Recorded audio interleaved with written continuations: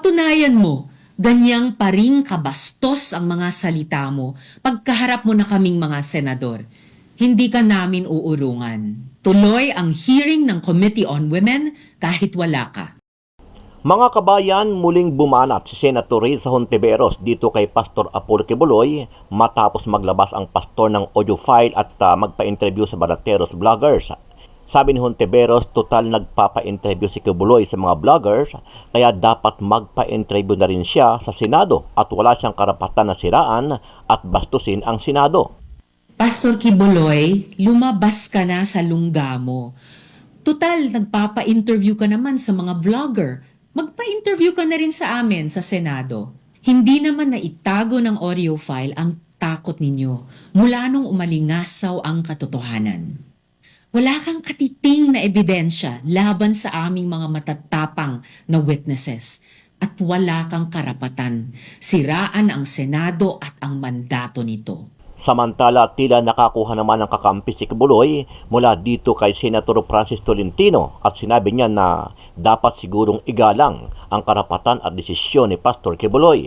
Kung hindi ma-serve yung warrant, can avail of Article 150 of the Revised Penal Code, which will lead to another issuance of a warrant coming from the Regional Trial Court, which is also, at the same time, quashable and bailable. So maraming legal options eh. So hayaan natin sigurong i-exercise niya yung karapatan niyang legal at igalang natin yung kung ano yung hakbangin niyang gagawin. Matatandaan na sinabi ni Quiboloy na natatakot siya sa mga puti dahil posibleng ipakulong siya sa Amerika dahil sa di umano ay pakikipagtulungan ni PBBM sa mga sundalong Amerikano. At ang FBI at CIA nagkasundo na po na ako'y ibigay sa kanilang kamay. Ibigay ni Marcos ako sa kamay ng mga puti. At mula noon, under surveillance na po ako dito sa aking sariling bansa. Diyan sa aking mga compound, meron ng mga drones, araw at gabi. Gawa po ng mga puti yun. Dahil dito agad naman na nagbigay ng reaksyon si Mike Abe, ang dating tauhan at news anchor ni Quiboloy. Sabi ni Abe, mukhang takot makulong si Quiboloy sa Amerika dahil posibleng gawin din sa kanya ang rape na di umano ay ginawa niya sa kanyang mga naging biktima. Ang mga may kaso ng rape dito sa Pilipinas at maging sa abroad, nire-rape din yan. Ng kapwa bilanggo. Yan siguro kinatatakot ni Apollo. Sipin mo, sabi niya, anak siya ng Diyos, maririp siya ng mga ang lalaking tao. Di ba? Kaya, Apollo, huwag ka sa puti matakot. Matakot ka doon sa mga...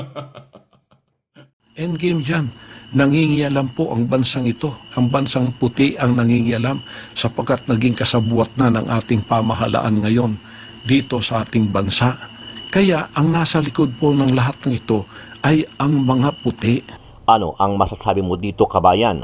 Sama-sama nating panuorin ang detalye ng balitang yan at pakicomment nyo po ang inyong mga reaksyon at sariling opinyon. Pero bago yan, muli po ako nag-iimbita sa mga hindi pa po nakasubscribe sa ating channel na Kabayan News PH, pakipindot po ang subscribe button at pakiclick na rin ang notification bell para lagi kayong updated sa mga bagong upload natin na legit at napapanahong balita. Maraming pong salamat.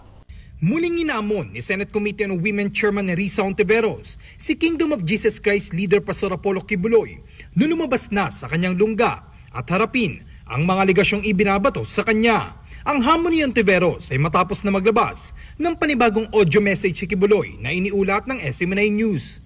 Iginit ni Hontiveros na hindi maitatago ng audio ang takot ng pastor matapos na umalingasaw ang katotohanan. Tinuligsa pa ni Hontiveros ang ginawang pagsira ng pastor sa Senado at sa mga lumutang na mga testigo. Hamon ni Hontiveros na kung talagang matapang si Quiboloy, ulitin niya ang lahat ng kanyang mga sinasabi sa loob mismo ng Senado. Pastor Quiboloy, lumabas ka na sa lungga mo. Tutal, nagpapa-interview ka naman sa mga vlogger. Magpa-interview ka na rin sa amin sa Senado. Hindi naman na itago ng audio file ang takot ninyo mula nung umalingasaw ang katotohanan.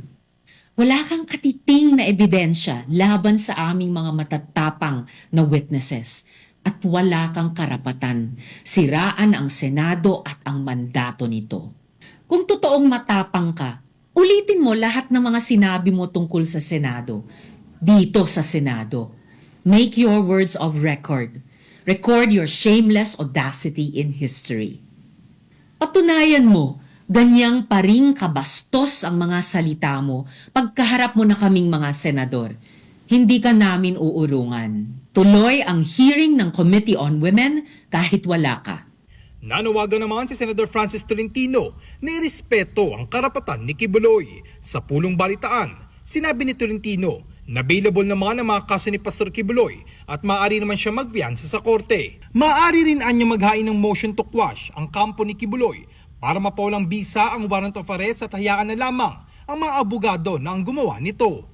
Payo pa ni Tolentino na may proseso sa batas na dapat respetuhin ninuman. Kung hindi ma-serve yung warrant, can avail of Article 150 of the Revised Penal Code, which will lead to another issuance of a warrant coming from the Regional Trial Court, which is also, at the same time, quashable and bailable. So maraming legal options eh. So, hayaan natin sigurong i-exercise niya yung karapatan niyang legal at igalang natin yung kung ano yung hakbangin niyang gagawin. Alam po ninyo, ilang beses ko nang pinakinggan, inulit-ulit ko talaga, inaral natin itong panaybagong statement ni Apollo Kibuloy. Walang video, audio lang, at isa ho sa napansin ko, parang ang daming kuliglig eh. Mukhang matitiri siya ng NBI at pulis kung nasaan kasi puro ibon ang nadidinig yung background ng kanyang kinalalagyan. Nasa bundok siguro kung saan man. Ay naharap na po ng aking mga abogado. Ngayon, naging complicated po ang aking sitwasyon dito sa bansang Pilipinas mulang nanalo si Bongbong Marcos at naging presidente siya. At ang FBI at CIA nagkasundo na po na ako'y ibigay sa kanilang kamay. Ibigay ni Marcos ako sa kamay ng mga puti. At mula noon, under surveillance na po ako dito sa aking sariling bansa. Diyan sa aking mga compound, meron ng mga drones, araw at gabi. Gawa po ng mga puti yun. Ganun pa man, ang isa ho sa napansin ko dyan, maliban doon sa kuliglig o mga ibon-ibon, ay yun po ang kanyang pinanghuhugutan pala ng impormasyon. Yan ang delikado. Galing sa vlogger na fake news. Galing sa mga vlogger anti-Marcos. Yan ang pinagkukunan pala niya ng impormasyon. Delikado yan. Delikadong delikado. Alam niyo yung kasong sexual harassment, rape, pisikal na di umano'y panakit sa mga membro at complainant na humarap sa Senado, humarap sa Amerika, haharap sa korte dito sa Pilipinas, ay napakabigat. Tapos ang pinanghuhugutan ng impormasyon kaya natatakot sa sarili o tinatakot ang sarili ay yung sinasabi ng vlogger na anti-Marcos na lahat halos ang sinasabi ay puro fake news. Pagkatapos po, naghanda kami kasi ayaw po nila ang tinatawag na extradition kasi may extradition treaty tayo. Yun ang legal na paraan para ako ay humarap sa kaso doon sa Amerika using my constitutional rights. Ayaw nilang dumaan doon sa prosesong yon na legal sapagkat magiging matagal daw. Ngayon, mga kaibigan at mga kababayan, bakit po ako ay under surveillance ng mga puti? Kasi ang gusto po nila ay rendition, yung extraordinary rendition, maaring kidnapping at maari pong assassination. At mayroon pa po akong patong na $2 milyong sa ulo ko. Ibig sabihin, 110 million pesos ang reward o ang award noong pwedeng humuli sa akin o kaya pwedeng gamitin para ako ay mapasakamay nila ng mga puting ito. Ang mga may kaso ng rape dito sa Pilipinas at maging sa abroad, nire-rape din yan. Ng kapwa bilanggo. Yan siguro kinatatakot ni Apollo. Sipin mo, sabi niya, anak siya ng Diyos, maririp siya ng mga ang lalaking tao. Di ba? Kaya, Apollo, huwag ka sa puti matakot. Matakot ka doon sa mga delikado yan. Yan po yun. Pasintabi na po. Ano ha? Walang mali siya. Pero yan po. Tanong nyo mga nakulong. Kung hindi man sila nagkaroon ng ganyang karanasan, muntik na sila. Si Robin Padilla, inaamin niya eh. Kamuntik na siyang ma-rape sa Muntinlupa. Ewan ko anong ginawa niya, bakit hindi siya na-rape. Samantalang illegal possession of firearms.